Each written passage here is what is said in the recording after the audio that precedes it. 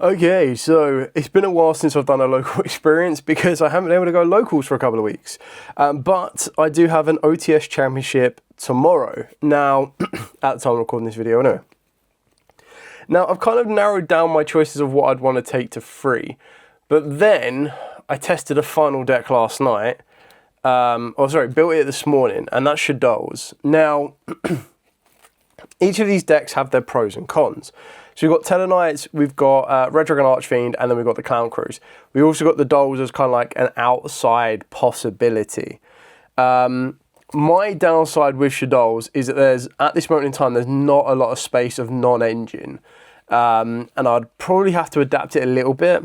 The benefit is that no one knows what the new Yugioh cards do. So a lot of times your opponent will be kind of caught out with that.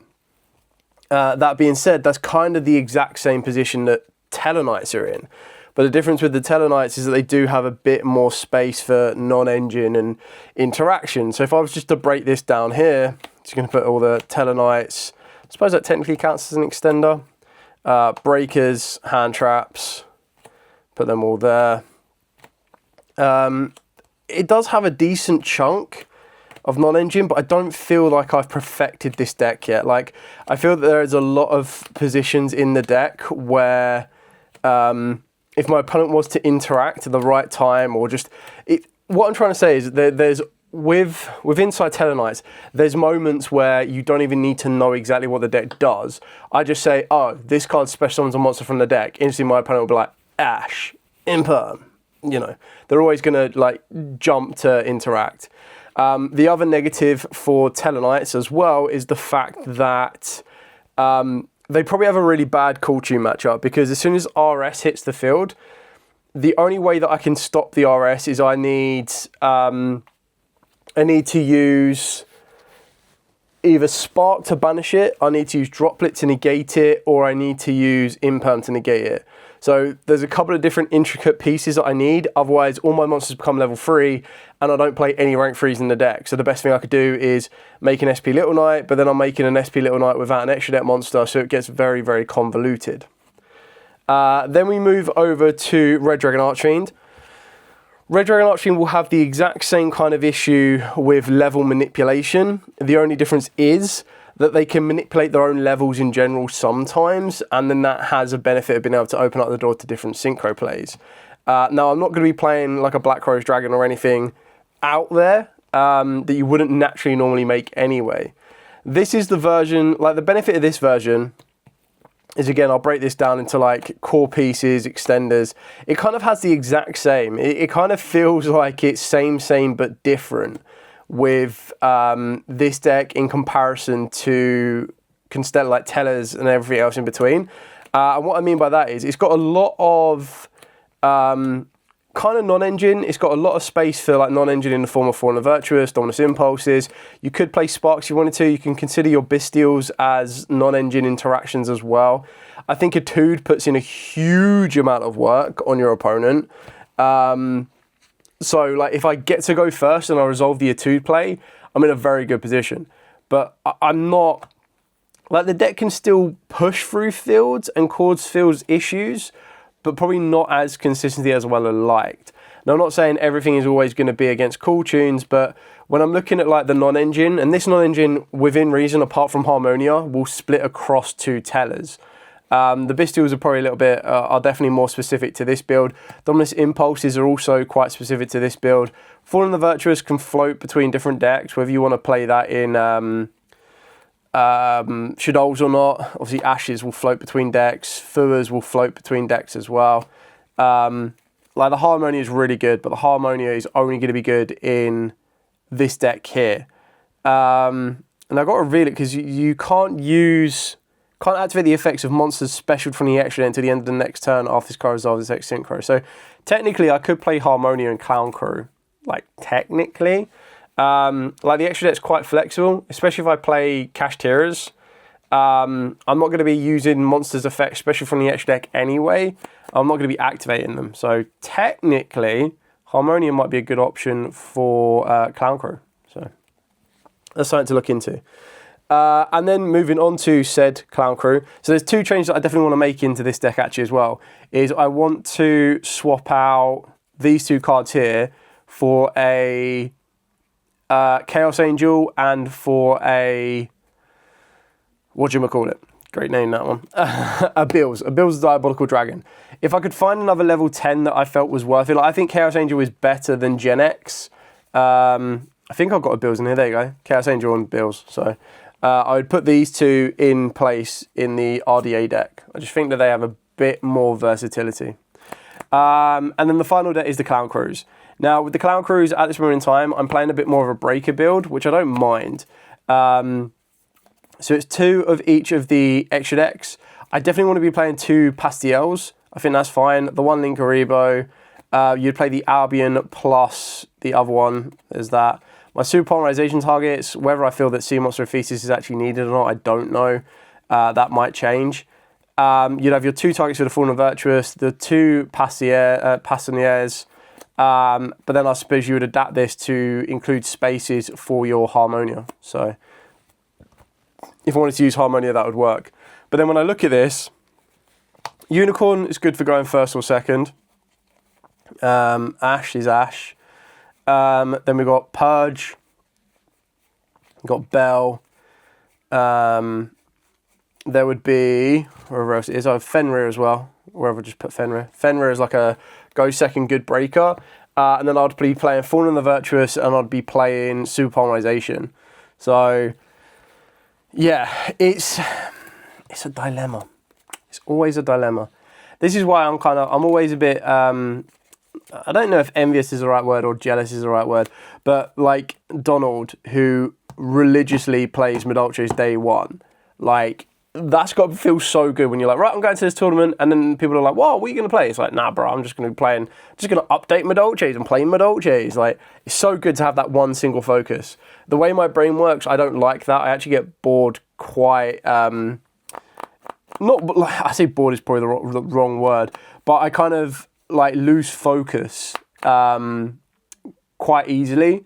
So like, if I'm always focusing on one thing and my combos are all linear and everything else, it starts to get very, very tedious to keep playing that exact same deck. Like, what I'll do is I'll go 1 week where I'll play Red Dragon Archfiend, and then the next week I'll play something else and then go back to Red Dragon Archfiend. Like, that's fine. That kind of resets my brain.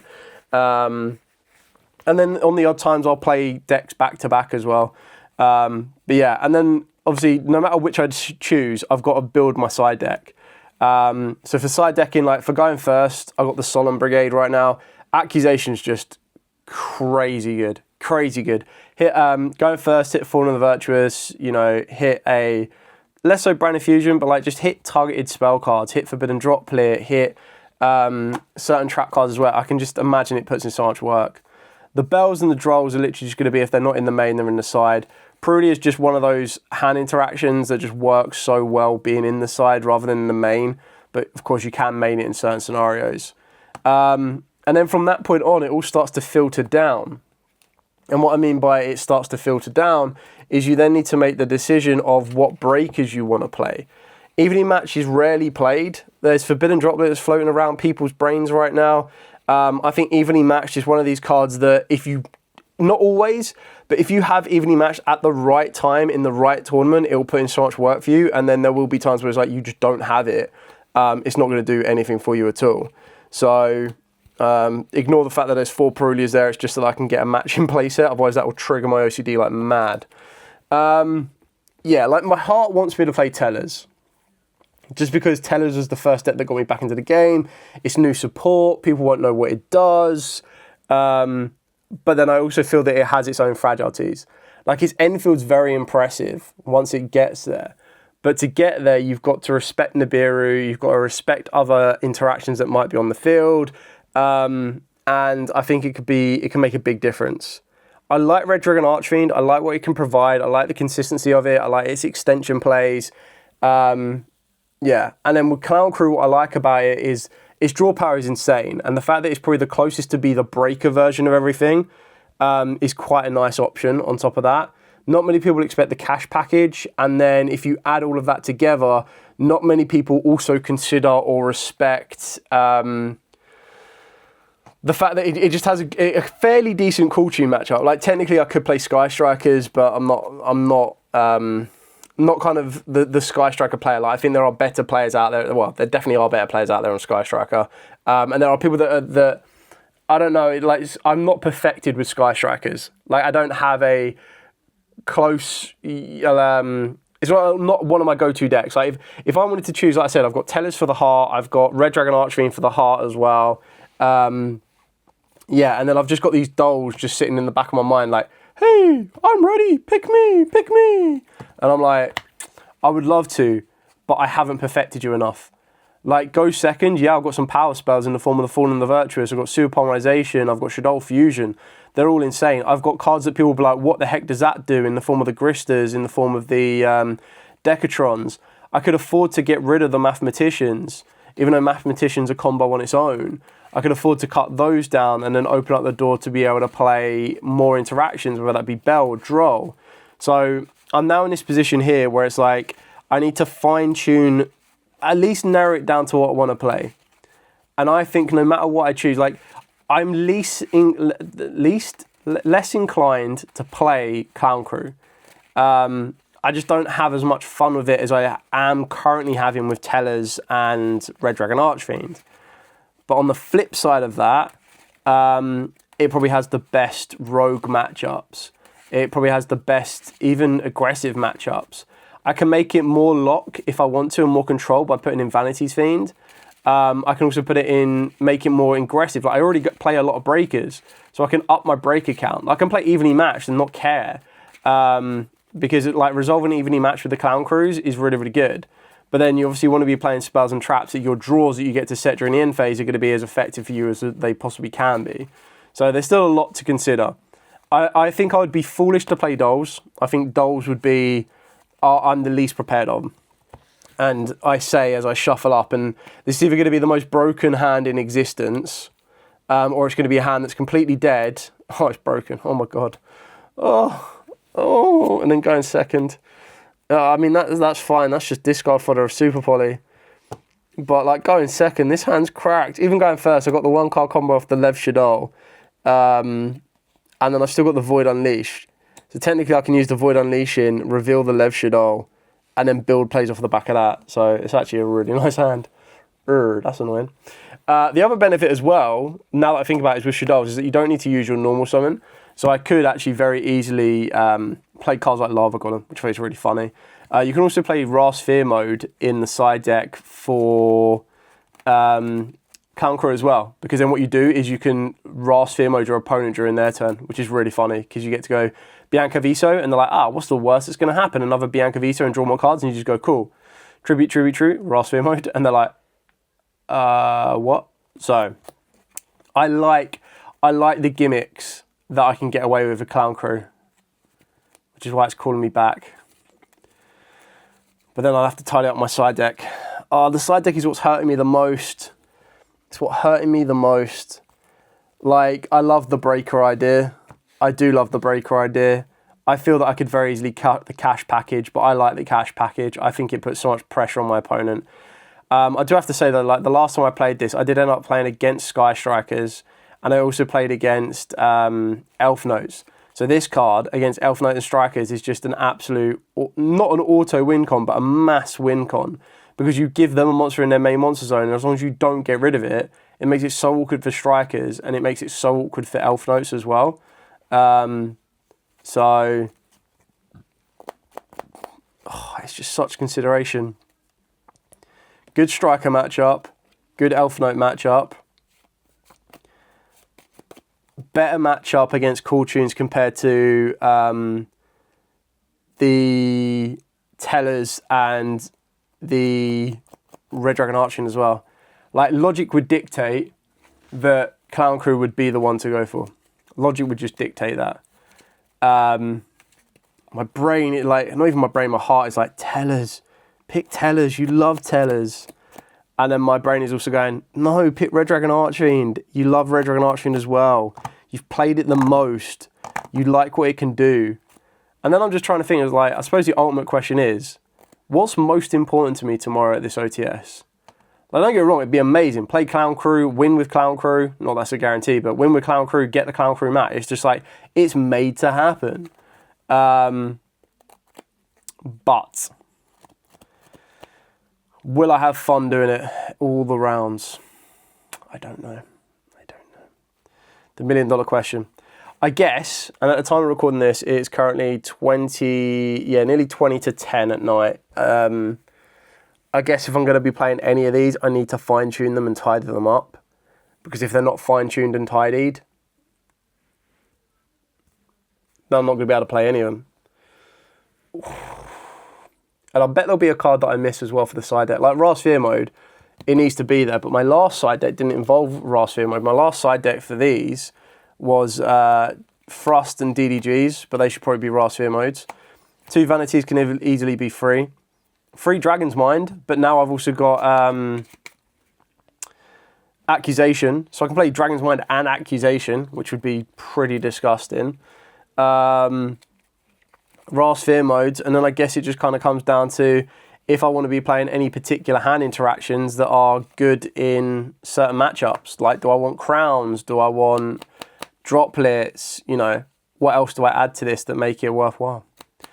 Anyway, all right, I'm going to try and rack my brain around this, try and fine-tune all 3 of these decks. I probably won't be able to fine-tune all 3 of them, but at least I'll probably try and get into a position where I'm like, okay, cool, I know what I'm playing now.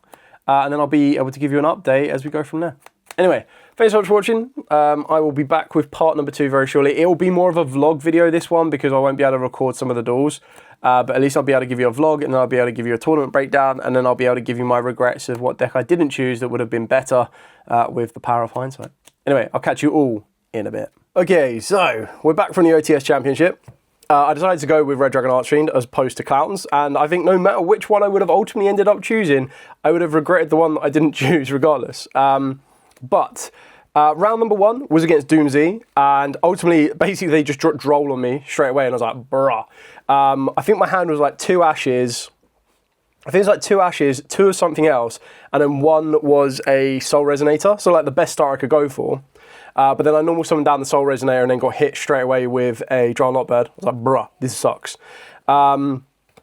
So I lost that one, and then in game number 2, they had Super Poly and broke my field. And I kind of missed up my play a little bit as well. I got to a point where I should have adapted the level of my monster down, and instead of adapting it down, I adapted it up and kind of messed up my entire play. But it kind of shows you how it can detract, like your brain can detract yourself. And then the round number 2 was up against Buster Blader Tenpai, which is still incredibly scary. So in game number 1, they got the full Buster Lock. I had Impulse for the trap card that lets them synchro. Lets them fuse, but I didn't realise it wasn't a hard once per turn. So I activated Impulse and then they chained another one. I was like, damn, I should have stopped the Buster Dragon. And then my hand was Albaz plus Harmonia, and you can't activate Harmonia under the Buster Blader Dragon. So I was like, okay, the Buster Blader Fusion. So I was like, right, okay, cool, that's not going anywhere. Round number 3 was against Elf Note. So game number 1, I went first, I presented a field they couldn't break, and then game number 2, they presented a field, which I had Lightning Storm 4, so it was High Wave King Caesar, it was, I'm trying to think what it was High Wave King Caesar, I'm pretty sure it was Crystal Wing, and then it was 3 set cards and the Elf Note Synchro. And I was like, okay, this is semi-manageable. I should be able to kind of deal with this. And their 2 sets were Draw Phase, Activate Anti-Spell. I went Chain Fawn and the Virtuous. They went Chain the trap card, Elf Note trap card to try and negate the Fawn and the Virtuous. I went Chain a different card. I can't remember what card I chained. And then they went Chain Judgment. I was like, bruh, okay. So then we went into game 3, ended up winning game 3 because I was able to go first, set up a field that couldn't be broken. And then the final round, I was up against Marvin, who was on Dragoonity Radiant Typhoon, which I thought was like really cool and very clever.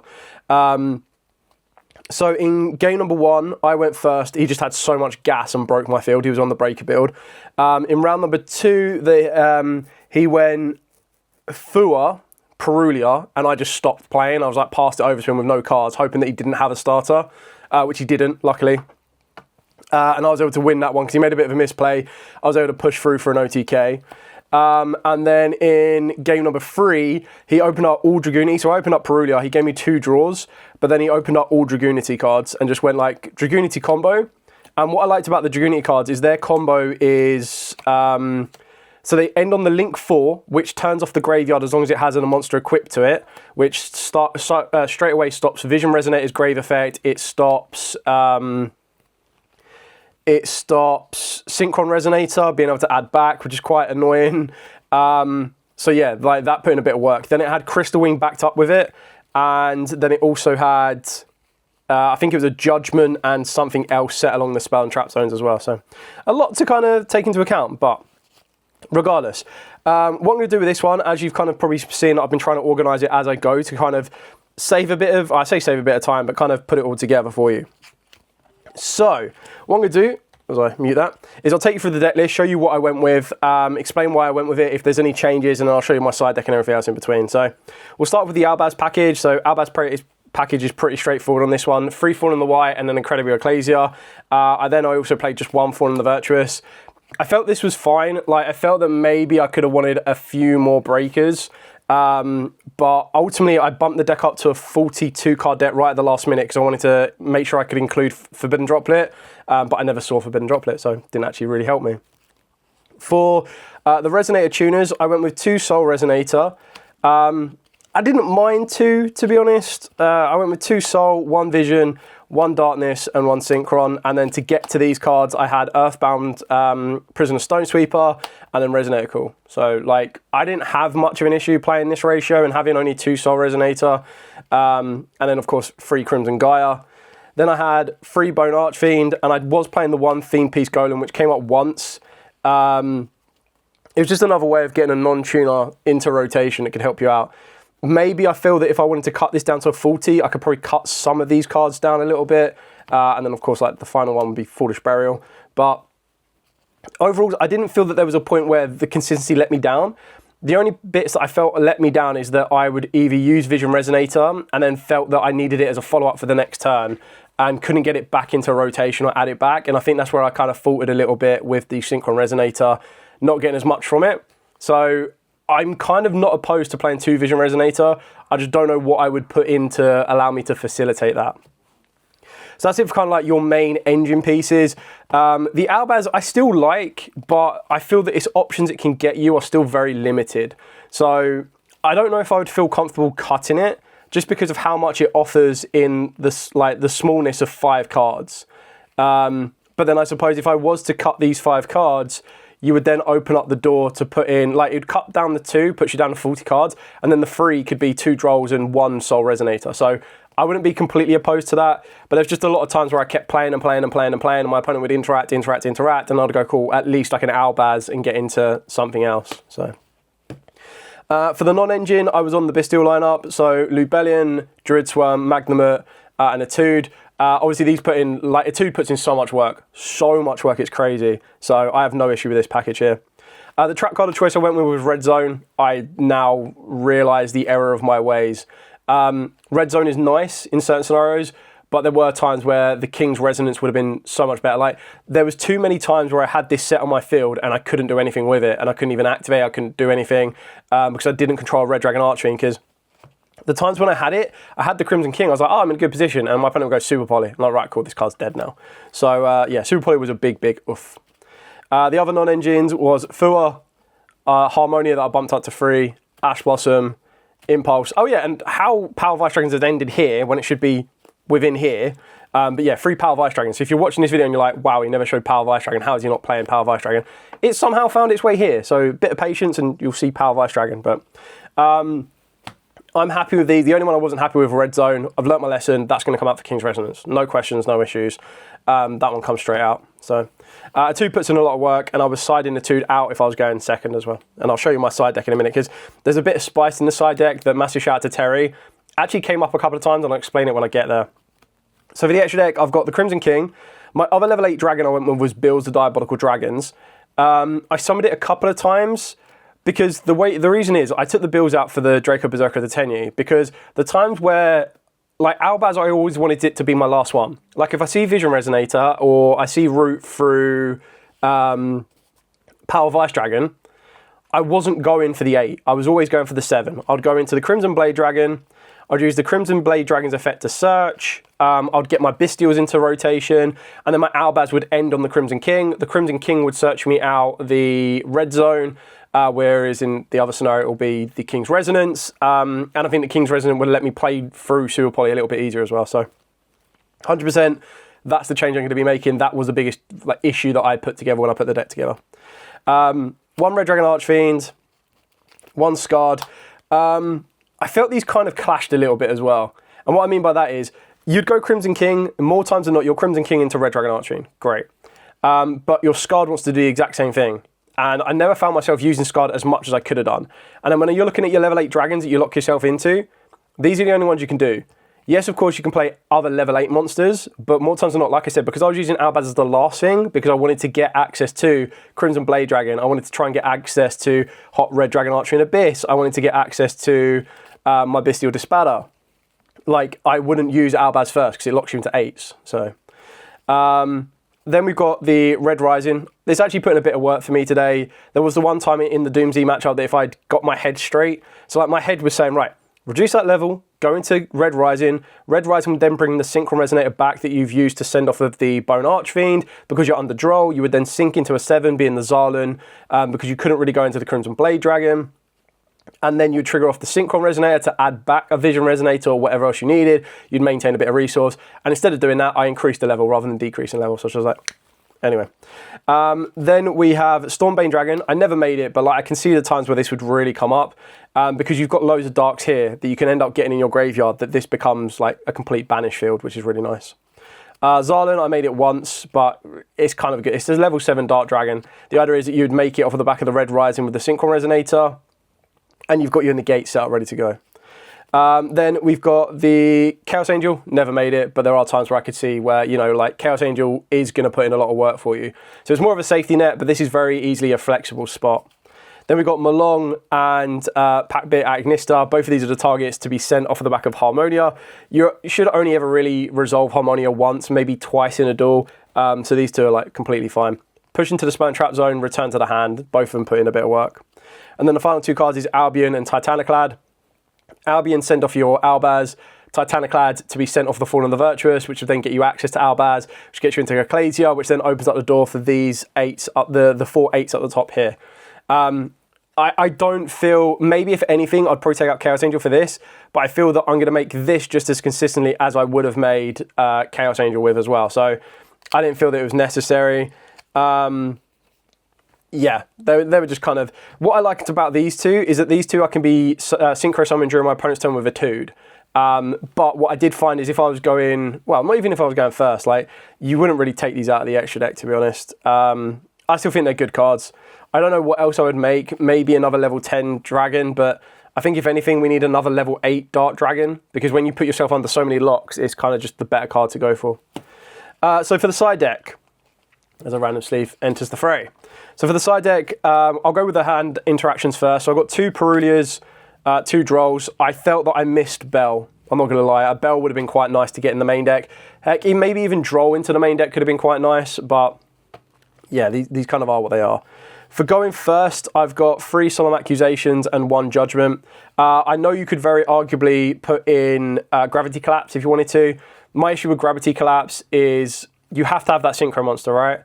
And then they have to fulfill that requirement. It's not as easy as like, no, there's so many cards in the game right now that special summon inherently or ways that the Gravity Collapse don't stop, that your opponent can present a field, they can break a field before they even get to a point. So I decided to go with these instead. And then for going second, I went with 3 Lightning Storm. I saw it like once or twice. Both times I saw it, it just gets negated. So I don't know how effective it is, but at the end of the day, it is a fretful card that literally says to your opponent, I'm going to deal with your spells more than anything. The card that I actually saw quite a few times and put in a bit of work for me was Ultimate Slayer. The way that I looked at this is I was going second.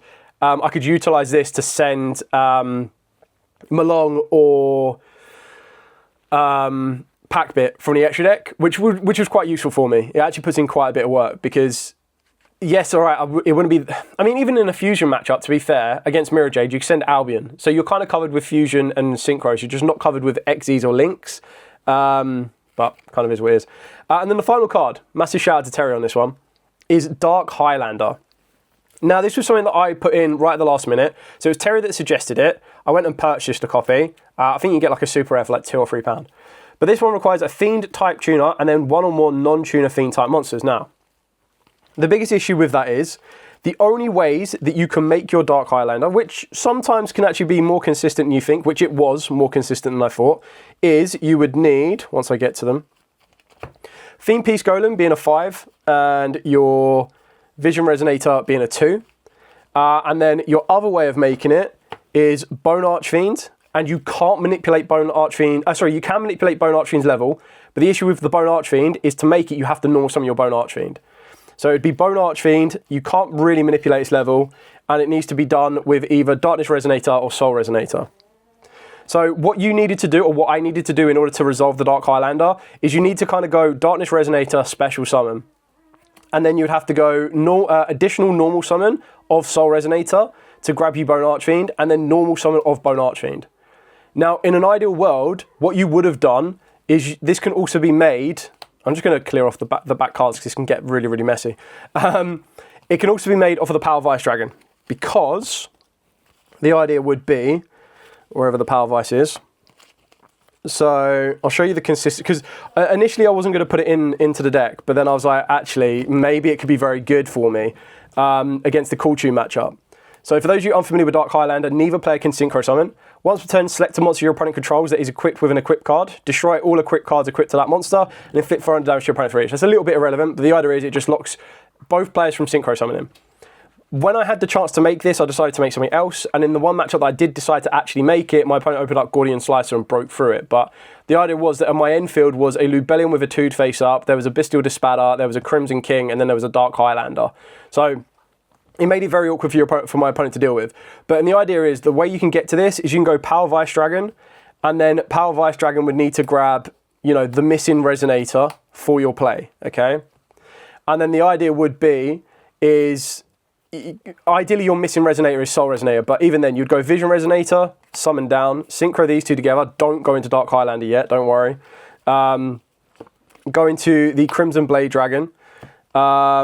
Actually, sorry, you do need the Darkness Resonator as your extender. So you would need to get your Darkness Resonator, wherever we are. So you'd have to be Power Vice, grab your Darkness Resonator, reveal the Darkness Resonator, special summon it down, additional normal summon of your Soul, Soul's effect, grab you Bone.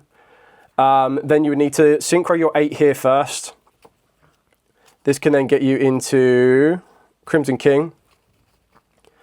Crimson King would then be able to get you into your either the trap card if you want to keep it really simple, or it'd get you into Crimson Gaia. Crimson Gaia could then get you into the missing piece, whether that be the Soul Resonator or whatever. And then the idea is you'd normal summon the Soul Resonator as your addition off of the back of the Darkness Resonator. Soul Resonator, grab Bone, send the Crimson Gaia, summon this down, and then synchro these two together as your Dark Highlander. Obviously, it means you can't tag out your Crimson King, but remember, if you'd already opened up a Soul Resonator, you search out Vision Resonator, summon down, synchro them off, go into Hot Red, wherever it may be. So you'd go into Hot Red instead, trigger the Vision Resonator, get you the trap card, and then the idea is, at the very least, you've got a negate, you've got a Dark Highlander, you've got the trap card. Depending on what else the rest of your hand is, you can expand this field a bit more before you make the Dark Highlander. And then the idea behind all of that is that you set up with a lock that neither player can synchro summon, and when it comes back to you, you're basically turn skipping your opponent if they're on Cool Tunes. It helped against the matchup with the Buster Bladers, but like I said, they just hard opened up a Gordian Slicer and got rid of this card. But it's just a fretful card that your opponent looks at and goes, oh damn. And there's a reason it's in the side deck, not in the main deck, just because of the very specific routes you have to go to make it. So you do have to go out your way to make it, but you'll be making it thinking that it's going to be a win con for you. I don't think it's absolutely necessary. It was just one of the ones that I packed it with me, and I was like, right, I've got one space in my side deck. Do I want a third Perulia? And I was like, nah, you know what? I've got this with me. Let's give it a go, see how it works. Put it in, and I can see its applications where it can work and be quite effective for you, but I also fully understand that there'll be times where it's not ideal for you to play it. But yeah, just something spicy that Terry suggested, no one else has really seen, or I haven't seen anyone else play it. And it could be a very, very good option for some builds. Obviously, it's very deck specific. Like, very few decks play Fiend Tuners and Fiends in the current format right now. And it's very important that you set your field up first, because you have no ways to get rid of this. Once you've played this, the only way you can get rid of this is if you are playing Fallen of Albaz as an actual fusion play, like the original Fallen of Albaz, which is something I did consider, because I was like, you know what? As I made my play, I had the Dark Highlander, I special summoned down Albaz to set up Fallen of the Virtuous, and I was like, yo, if I've got Ecclesia, during my opponent's turn, technically I can tag out the Ecclesia, go to the original Fallen of Albaz, and then contact fuse with my opponent's monster and go into like Mirror Jade. And then straight away I've bypassed the Synchro lock here. But that was just something I didn't have access to at that moment in time. But it was something I was thinking of as I made the play. I was like, oh, yo, I can just still Fusion Summon under this. But yeah, very specific tech card. Don't play it if you don't want to. Like I said, it was just one of these ones that Terry suggested. I was like, yo, at £2, right, it's probably worth grabbing. And then just rolling with it. If it works, great. If I use it, great. If not, it's not the end of the world. I don't know why I'm shuffling my deck, because I've also got cards that are upside down that I've now just shuffled into places. But anyway, that was the experience. I ended up going 1-3. Wasn't ideal. But then on the flip side of that one, Doomsday I expected. I didn't expect the Buster Lock. That really hurt me. The Dragoonity Radiant one was actually really fun.